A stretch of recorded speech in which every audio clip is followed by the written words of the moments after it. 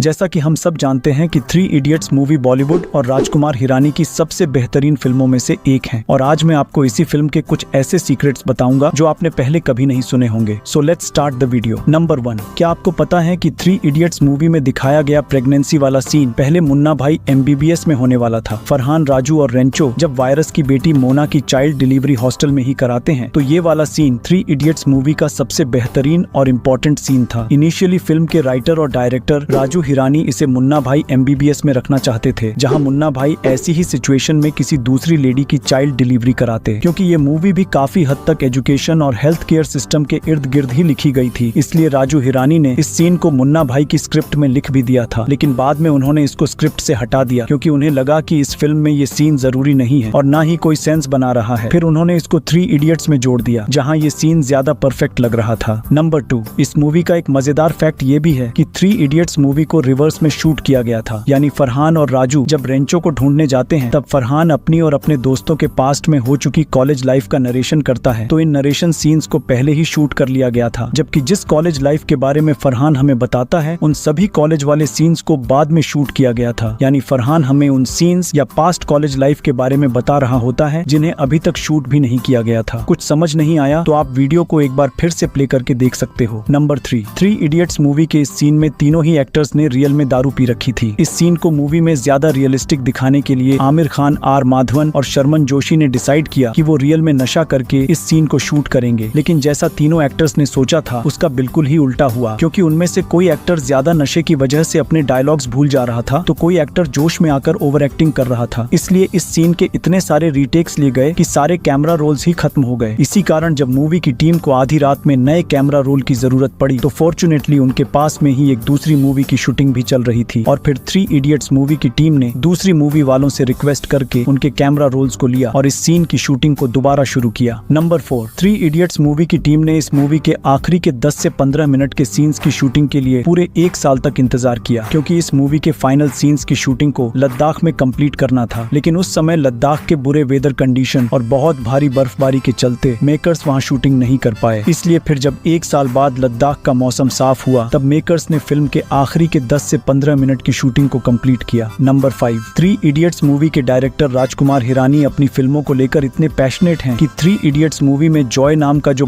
Guide करता है उसके फादर का रोल इस मूवी में सिर्फ 4 सेकंड का होता है। फिर भी डायरेक्टर इस छोटे से रोल के लिए लगातार 1 साल तक पूरी मुंबई सिटी में सही एक्टर को ढूंढते रहे, लेकिन उन्हें इस रोल के लिए कोई भी परफेक्ट एक्टर नहीं मिला। और एक दिन राजू हिरानी के ऑफिस टेबल पर 1950 में बनी एक मराठी फिल्म की DVD रखी थी जिस पर एक बच्चे की फोटो बनी थी जिसने उस DVD वाली मराठी मूवी में काम किया था। इस बच्चे की शक्ल डायरेक्टर को काफी पसंद आ गई क्योंकि इस बच्चे का चेहरा काफी मासूम था और ये बच्चा अब तक काफी बूढ़ा भी हो चुका था, इसलिए उन्होंने इस बच्चे को ढूंढकर थ्री इडियट्स में जॉय के फादर के लिए कास्ट कर लिया। इससे ये पता चलता है कि राजू हिरानी अपनी फिल्मों के लिए कितने डेडिकेटेड हैं। In Three Idiots, this guy who kills himself, who commits suicide, there's a very small role of his father who gets this news that his son is dead and he's there at the funeral. It's a very small role, like 3 shots. So I was looking for an old man who's got a very warm face. I said he'll come only for 2 shots, but he needs to have a very warm face. So you feel for him, that his son is dead, you feel for him. If you have a face which is, time has kind of corrupted it, then you won't feel for it. You need to see a father who looks so humble, so, lovable, that you feel that his son is dead, and in 2 shots you need to. So we went across the city hunting for that old warm face. For 1 year we didn't.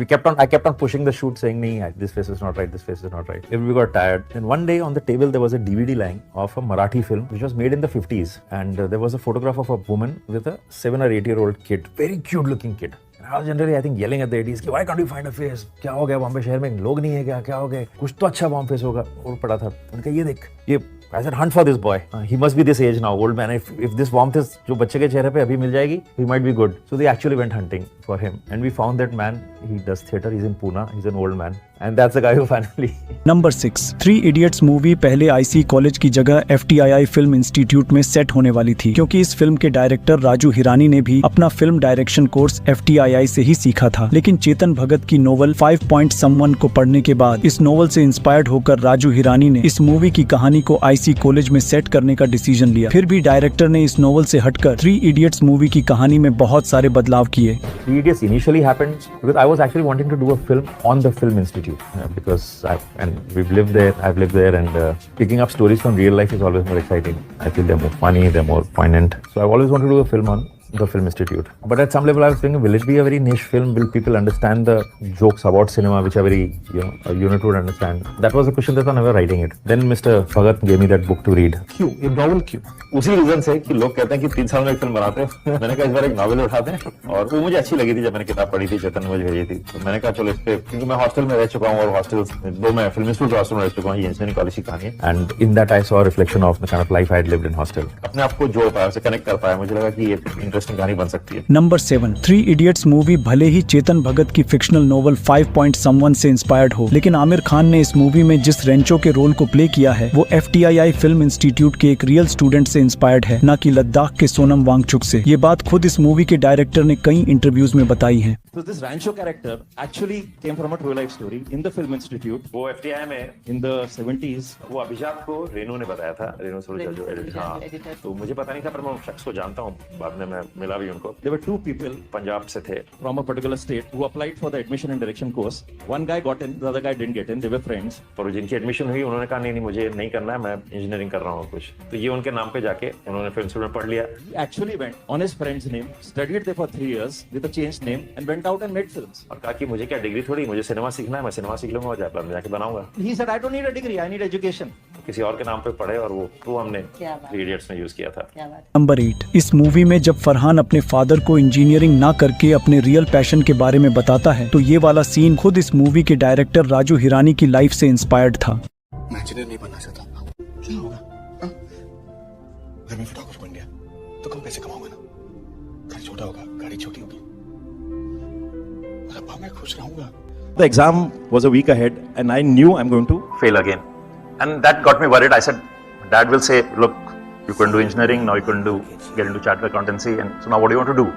7 दिन तक मैं सोचता रहा कैसे बोलूं, किस वक्त बोलूं, कब वो अच्छे मूड में होंगे। It was 1 week of trauma. But I decided this is not.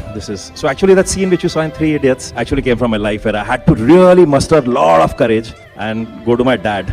Finally, I gathered the courage, went to my father. तो मुझे तो अभी भी वो जगह दिखाई देती है, मैं आपसे बात कर रहा हूँ। I still remember exactly I was standing in. Literally मुझे याद है, मैं ऐसे स्टेप्स पे खड़ा था, वो नीचे खड़े थे, और मैं नीचे आके डैड के पास पहुंचा, और मैंने बहुत हिम्मत जुटा के कहा कि ये मुझसे नहीं हो पाएगा, मैं अच्छा नहीं बन पाऊंगा। Can I do something else? I don't want to give this exam, which is tomorrow. अच्छा, मैं डरा था कि आप वो डांट पड़ेगी। Fortunately for me, my dad was not the kind of father Madhavan had in the film. He just looked at me and he said, उन्होंने 1 सेकंड के लिए मुझे देखा और कहा, तो ठीक है ना, छोड़ो, तो नहीं होता तो अच्छा नहीं होता, कल से आके तुम मेरे साथ टाइपिंग इंस्टीट्यूट चलाते थे, टाइपिटर्स बेचते थे सब, तो आके मेरे साथ काम करो। तो मैंने ऐसे पॉज लिया। So I said, it's okay if I don't give the exams. He says, क्यों टाइम वेस्ट कर रहा है, छोड़ ना, कल से आ जा। मैं बता नहीं सकता हूँ, मेरे लिए वो इतना रिलीफ था उस दिन, उस मोमेंट में मुझे ऐसा लगा कि मैं जी सकता हूँ, ऐसा अंदर एक जान आ गई। नंबर 9, 3 इडियट्स में रेंचो के रोल के लिए सबसे पहले शाहरुख खान को अप्रोच किया गया था, लेकिन उस समय वो ऑलरेडी कई मूवीज को साइन कर चुके थे, इसलिए SRK इस मूवी को नहीं कर पाए। यहाँ तक कि अरशद वारसी को भी राजू और फरहान में से किसी एक रोल को प्ले करने के लिए ऑफर किया गया था, लेकिन डेट इश्यू के चलते उन्हें इस मूवी को मना करना पड़ा। बाद में इन दोनों कैरेक्टर्स को जॉन अब्राहम और सैफ अली खान को ऑफर किया गया, लेकिन उन्हें इस मूवी की स्टोरी पसंद नहीं आई और इन कैरेक्टर्स को करने से मना कर दिया। फिर फाइनली R माधवन और शर्मन जोशी ने इन रोल्स को प्ले किया। इनफैक्ट संजय दत्त को भी 3 इडियट्स में कैमियो के लिए बोला गया, लेकिन संजय ने ये कहकर इस कैमियो को रिजेक्ट कर दिया कि वो इस कैमियो के लिए बिल्कुल फिट नहीं है। नंबर 11, आपने 3 इडियट्स मूवी में आमिर खान के कैरेक्टर रेंचो को हमेशा छोटे बच्चे की तरह इधर उधर हिलते ढुलते ही देखा होगा। एक इंटरव्यू में आमिर खान ने इसकी वजह ये बताई कि उन्होंने जब अपने भतीजे को ऑब्जर्व किया तो वो कभी भी एक जगह खड़ा नहीं रहता था और हर समय इधर उधर डोलता रहता था। तब आमिर को लगा आजकल की जनरेशन को एक जगह खड़ा रहना पसंद नहीं है और उन्होंने इसी अजीब से अंदाज को कॉपी करके रेंचो के कैरेक्टर में डाल दिया। नंबर 12, जब 3 इडियट्स मूवी 400 करोड़ की कमाई करके ब्लॉकबस्टर हो गई, तब इसे कई फिल्म इंडस्ट्रीज में रीमेक किया गया। जब तमिल फिल्म इंडस्ट्री में इसे थलापति विजय के साथ ननबन नाम से रीमेक किया तो ये मूवी भी 150 करोड़ रुपए की कमाई करके सुपर डुपर हिट हो गई। फिर इसे 2017 में मैक्सिको में 3 इडियट्स नाम से ही दोबारा रीमेक किया और वहाँ पर भी ये ब्लॉकबस्टर रही। नंबर 13, इस मूवी में ना ही जॉय लोबो का ड्रोन बनाने वाला सीन होने वाला था और ना ही करने वाला सीन होने वाला था, लेकिन हमें दिया मिर्जा की वजह से ये आइकॉनिक सीन मिल पाया। The scene where Lobo dies was actually that he used to take some sleeping pills, and the way he was discovered was in the script. It was said that Rancho used to always feel कि तू सोता नहीं है यार, तू पागल हो रहा है, तू सो जाया कर, rest out and things will work out for you, your experiment will happen. Then one morning he goes there and he sees him sleeping, so he's happy that he's sleeping, but before leaving the room he suddenly used to see a bottle, and that bottle was of sleeping pills, and then he discovers that he's killed himself.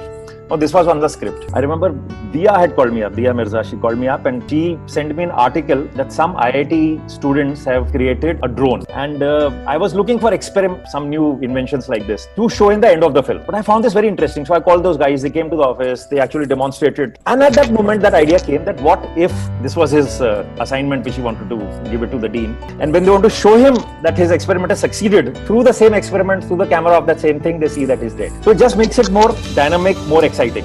Number 14, three idiots movie में silencer का dialogue क्यों क्या हुई नहीं बल्कि क्यों क्या हुआ ही होने वाला था, पर क्योंकि साइलेंसर के रोल को प्ले करने वाले एक्टर ओमी वैद्य बचपन से ही अमेरिका में पले बड़े हैं, इसलिए उन्हें बिल्कुल भी हिंदी नहीं आती थी और इवेंचुअली फिल्म सेट पर भी उन्हें हिंदी डायलॉग्स को भी इंग्लिश में ट्रांसलेट करके समझाना पड़ता था। इसलिए स्क्रिप्ट में तो डायलॉग क्यों क्या हुआ ही था, लेकिन ओमी वैद्य के इंग्लिश एक्सेंट की वजह से उन्होंने गलती से क्यों क्या हुई बोल दिया। लेकिन डायरेक्टर राजू हिरानी को ये वाला डायलॉग ज्यादा फनी लगा और उन्होंने इसी डायलॉग को मूवी में रख लिया और इसी गलती से हमें हमारा लेजेंडरी क्या हुई मिला। नंबर 15, डायरेक्टर राजकुमार हिरानी की हर मूवी में कोई ना कोई एक्टर सिमिलर होता है। जैसे परीक्षित साहनी ने थ्री इडियट्स में फरहान के पिता सलीम कुरैशी और पीके में जग्गू के पिता जय प्रकाश का रोल प्ले किया, ऐसे ही अमरदीप झा ने भी थ्री इडियट्स में राजू की मम्मी का और पीके में जग्गू की मम्मी का रोल प्ले किया था। और बोमन ईरानी तो राजकुमार हिरानी की हर मूवी में होते ही है, जैसे कि उन्होंने मुन्ना भाई MBBS में डॉक्टर अस्थाना का, थ्री इडियट्स में प्रिंसिपल वायरस, पीके में न्यूज चैनल के ऑनर चेरी बाजवा और संजू में रूबी के पिता का रोल प्ले किया था। और राइट वाले वीडियो पर क्लिक करके आप पीके मूवी का फुल फैक्ट वीडियो भी देख सकते हो।